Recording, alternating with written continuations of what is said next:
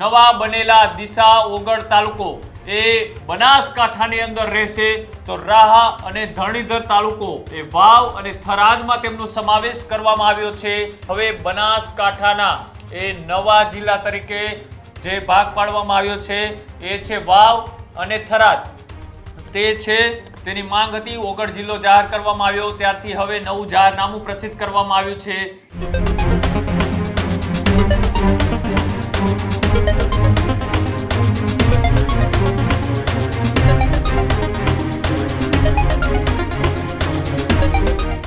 સમાચારોમાં આગળ વાત કરી હવે બનાસકાંઠાની। બનાસકાંઠાના જે બે ભાગ કરવામાં આવ્યા હતા, બનાસકાંઠાના જિલ્લાના વિભાજન જે કરવામાં આવ્યા હતા તેનું જાહેરનામું હવે પ્રસિદ્ધ કરી દેવામાં આવ્યું છે।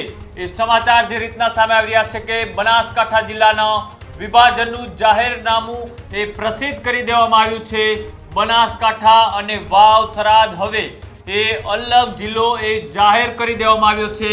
સાથે જ નવા બનેલા દિશા ઓગળ તાલુકો એ બનાસકાંઠાની અંદર રહેશે, તો સાથે જ વાત કરવામાં આવે તો રાહા અને ધરણીધર તાલુકો એ વાવ અને થરાદમાં તેમનો સમાવેશ કરવામાં આવ્યો છે। બનાસકાંઠા જિલ્લામાં કુલ એ 10 તાલુકાઓનો સમાવેશ છે તે કરવામાં આવ્યો છે અને સાથે જ નવા એટલે કે વાવ થરાદ જિલ્લાની અંદર 8 તાલુકાનો એ સમાવેશ કરવામાં આવ્યો છે। જે રીતના એ બનાસના બે કાંઠા અલગ કરી દેવાના જે સમાચારો આજથી મહિનાઓ પહેલા એ ઉઠ્યા હતા ત્યારે વિરોધ પણ જોવા મળ્યો હતો। લોકોની માંગ હતી કે અમારે બનાસકાંઠામાં જવું છે। અમુક લોકોની માંગ હતી કે જે ઓગળ નવો જિલ્લો જાહેર કરવામાં આવ્યો છે એ ઓગળની જગ્યાએ તેમને વાવ છે તે નવો જિલ્લો જાહેર કરવામાં આવે।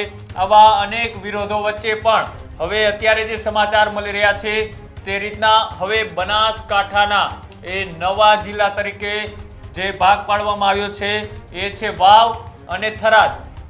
તે છે તેની માંગ હતી, ઓગળ જિલ્લો જાહેર કરવામાં આવ્યો ત્યારથી હવે નવું જાહેરનામું પ્રસિદ્ધ કરવામાં આવ્યું છે। જો વાત કરવામાં આવે તો નવા તાલુકાનું પણ સીમાંકન કરવામાં આવ્યું છે, તેમાં પણ એ 10 જેટલા તાલુકાઓ છે હવે બનાસકાંઠામાં રહેશે। વાવ અને થરાદ સહિતના જે ઓગળ નવો જિલ્લો છે તેમાં 8 તાલુકાઓ રહેશે। આ જ મુદ્દે વધારે માહિતી માટે મારી સાથે સહયોગી એ પ્રદીપ જોડાયેલા છે। પ્રદીપ, એ જે વિરોધ કરવામાં આવ્યો હતો જે બનાસકાંઠાના જ્યારે નવા જિલ્લા તરીકે એ પ્રસિદ્ધ કરવામાં આવી હતી જાહેરાત અને ત્યારબાદ આજે જાહેરનામું પણ પ્રસિદ્ધ કરવામાં આવ્યું। આજથી એક દિવસ પહેલા એ નવા તાલુકાઓનું સીમાંકન થયું, તેમાં ઉત્તર ગુજરાતના પણ અનેક તાલુકાઓ છે તેમનું સીમાંકન કરવામાં આવ્યું। હવે આ જે નવા તાલુકાઓ કયા કયા છે અને કયા એ ભાગની અંદર તેમને વહેંચણી કરવામાં આવી છે? પહેલા તો પૂર્ણ ગુજરાતના નકશાની અંદર હવેથી આજથી એ નવા બે જિલ્લા અસ્તિત્વમાં આવી ચૂક્યા છે। ગુજરાત સરકારે બનાસકાંઠા જિલ્લાના વહીવટી સરળતા માટે તેના વિભાજનની લાંબા સમયથી ચાલી રહેલી તે માંગણીઓને સ્વીકારી છે અને સત્તાવાર તે અંગેનું નોટિફિકેશન પણ બહાર પાડ્યું છે। આ નોટિફિકેશન મુજબ હવેથી બનાસકાંઠા અને વાવ થરાદ એમ બે અલગ અલગ જિલ્લા અસ્તિત્વમાં આવશે।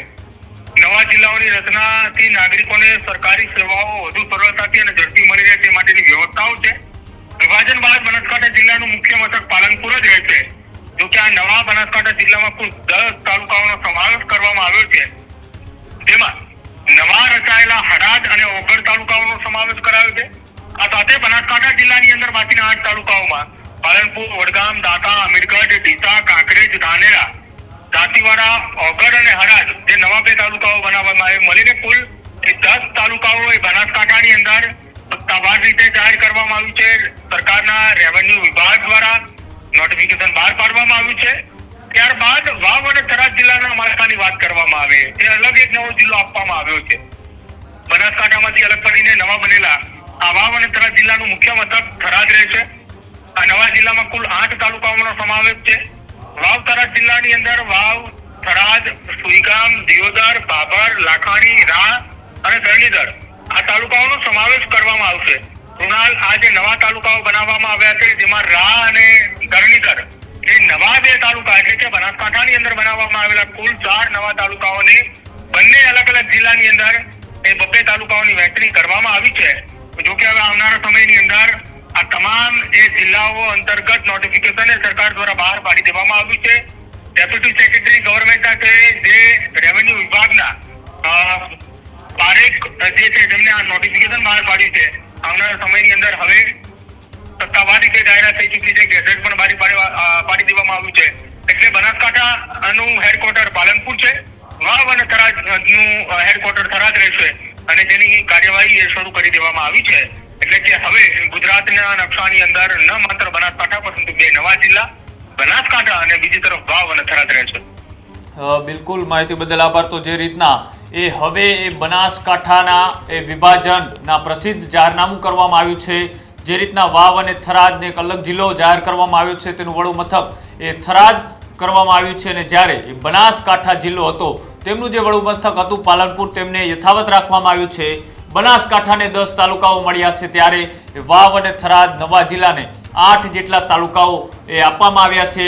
બંને વચ્ચે હવે સીમાંકન થઈ ગયું છે. ગુજરાતમાં એક નવા જિલ્લાનો વધારો થયો છે. આવનારી ચૂંટણીઓ, તાલુકા અને જિલ્લા પંચાયતની ચૂંટણીઓમાં પણ આજે બંને જિલ્લા અલગ થયા છે, તેમાં પણ ચૂંટણીઓ થશે. ચૂંટણીઓ થતાં જ હવે ત્યાં પણ બનાસકાંઠાની રાજનીતિ ગતિવિધિઓ હતી તેમાં પણ ઘણા મોટા ફેરફારો જોવા મળશે. અને તેની વચ્ચે જ્યારે અત્યારે આ પ્રસિદ્ધ કરવામાં આવ્યું છે જાહેરનામું, એ જાહેરનામાને લઈ અત્યારે જે તાલુકાઓ નવા જાહેર કરવામાં આવ્યા હતા એ તાલુકાઓને પણ વહેંચણી કરવામાં આવી છે. અને હવે આવનારા દિવસોની અંદર આ જે બંને જગ્યાએ હેડક્વાર્ટર બનશે, નવા વિકાસના કામો થશે, મોટા પ્રમાણની અંદર ગ્રાન્ટ આવશે અને જોવાનું એ છે કે હવે બનાસના 2 ભાગ થતા ત્યાં કેટલો વિકાસ થાય છે.